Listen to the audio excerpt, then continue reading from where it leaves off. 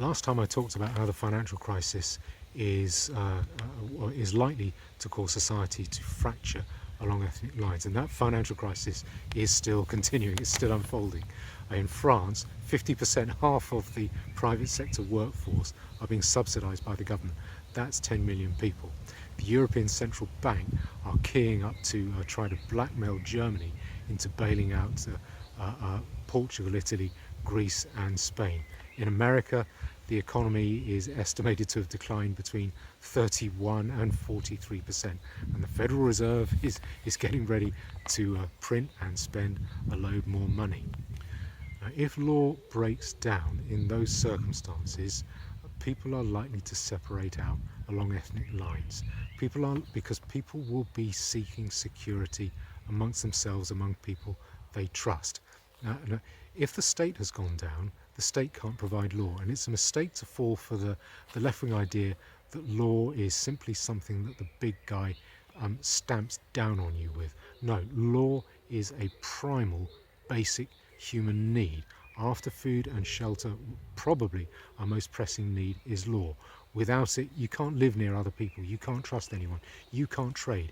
Everyone lives in poverty, and the big ones eat the little ones. So if you can't provide for your need for law through the state, because the state is no longer functioning, enterprising, energetic, intelligent, lawful English and European people will provide it for themselves privately. I think along voluntary lines, by similar to joining a club or a mutual society, on an opt-in, opt-out basis, because you need other people to know that they can trust you enough to live near you and to trade with you. Now, if you do that, you are only likely to do that. That is a very sensitive need that you're providing for, and you're likely to do that only with people whose behaviour you can predict and trust, people who act, speak and think like you. And that really means your own kind, your own ethnicity. To give you an example of that, you don't see shops boarded up in Wuhan, the source of the coronavirus. You don't see them boarded up in the little town near me, but you do see them boarded up in London. You see them boarded up a lot there, particularly in the enriched and diverse areas. And this process is borne out by the research. A famously liberal Harvard academic called Robert Putnam, he found that the results of, he did research into what happens when a community becomes more diverse, and the results were not what he wanted to find, not what he expected. He was expecting it to show that people become much more easygoing, happy-go-lucky, hippie-happy all together now. No, they don't. What he found was that people become more suspicious, less trusting, less engaged with society. They hunker down at home, unhappily, separated, atomized from their neighbours. He didn't like this. He didn't like the results of this, so he delayed releasing the results for some time. But eventually, academic integrity forced him to do so, and to his credit, he did release the results. So when this financial crisis turns into a political crisis, it will formalise and harden and sharpen the separation between English and non-English areas within our own land. Now, Islamic areas in those circumstances are likely pretty quickly to declare UDI, to say that they are foreign territory, not governed by English law, governed by their own law. I think they'll need to, in order to bind together the diverse Islamic populations within their area. And if that happens, those areas become unbearable for liberal English fools who think they're going to carry on living amongst other Muslims. They will have to get out fast. Woe betide the politically correct liberal fool who thinks he's going to remain anywhere near an Islamic area or living amongst other Muslims. He will get out in the clothes he's standing up in and make excuses for joining the English area again. On the other hand, the English areas are likely to become much nicer, more trusting, more with a greater sense of home and a sense of belonging. And this is what you would expect. Ask yourself, what possible benefit do English people get from living among the much more highly criminalised, less productive, more welfare dependent, underachieving, non-English, non-European populations. What is the incentive? And remember, this is in a situation where you are clubbing together with other people in order to trust them to help you preserve your own security and paying to do so. What incentive will a normal English person have to pay extra money in order to police the higher level of criminality of a non-English, non-European population, simply to enjoy the privilege of living close to that higher level of criminality? It makes no sense. People will not do it.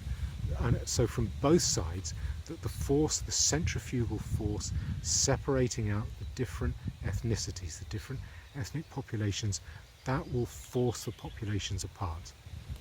Now suppose I'm wrong and half the English population are a bunch of PC multicultural fools, and they say, well, I'm going to go and live amongst other Muslims. I'm happy with Muslims or non-European populations living amongst me.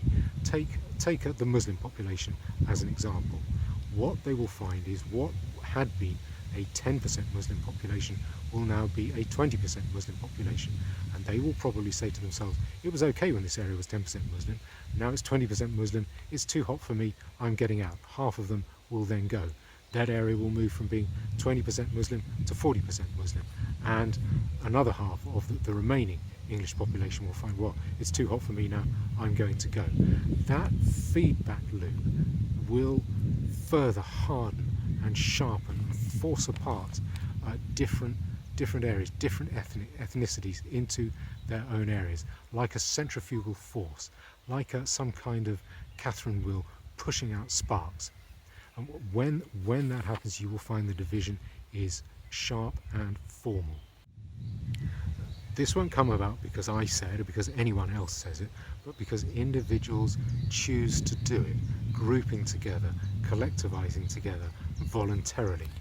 And if that happens, as I say, I think the English areas will rediscover a sense of belonging, a sense of home. Again, that is another human need, another basic need that people want, a need that people want to meet, and a need that has been cynically denied by politicians, generations of politicians, so unfairly. On the other hand, Islamic areas are likely to become wretched fast.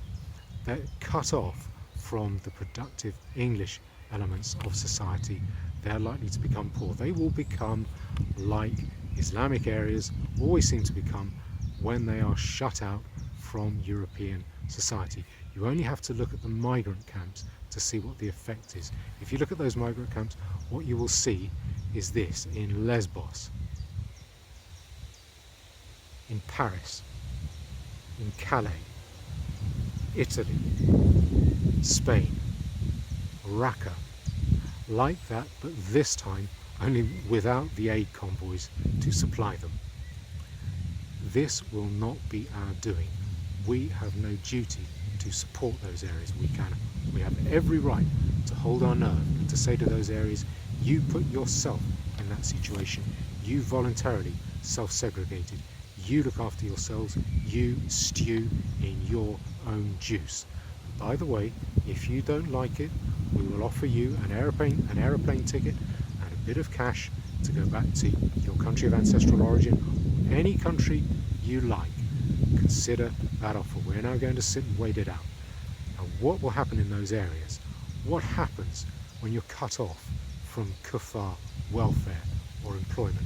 How long can you survive without welfare or employment? My guess is that half the population of those areas will leave then. What happens when you're denied police services, telephone, gas and electricity? How do you live without that? My guess is that a further 50% of those territories, the people in those territories, will leave then. What happens after that when there is no longer fire service, ambulances or healthcare? I would say that a further 50% of the remainder will leave then. Finally, what happens when you don't have adequate water supply or drainage? How do you live without that? I don't think you can live without that. I think the whole of the remaining population will leave then.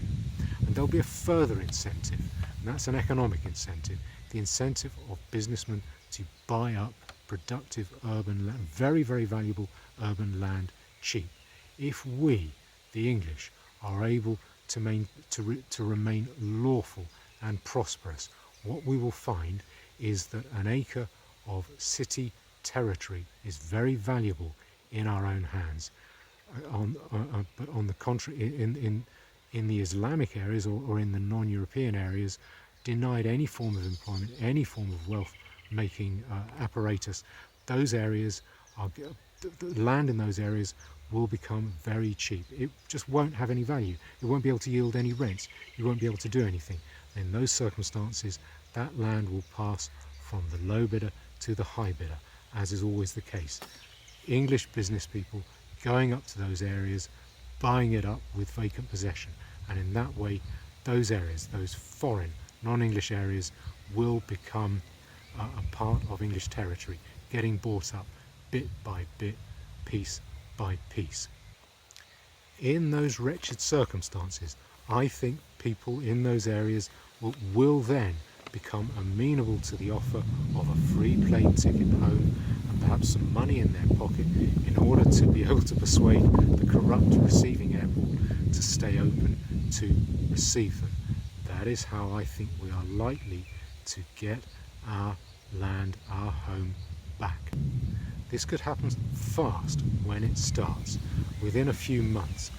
To take the Islamic areas as an example, I think it could mean 99% or more of British Muslims, the Muslim population of Britain, deciding voluntarily to leave, voluntarily to self-repatriate. Now, I'm not brave enough to say when this will happen. It could take many years, it could take a few months, although I think it will take longer than that.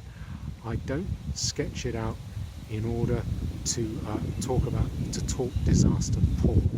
I do it because I want us to realise there is a possibility, we have a chance to win without fighting, a chance to win by getting the enemy to fight on our behalf, to fight the battle for us, a chance for us to win denying the enemy the blaze of glory which I think they crave.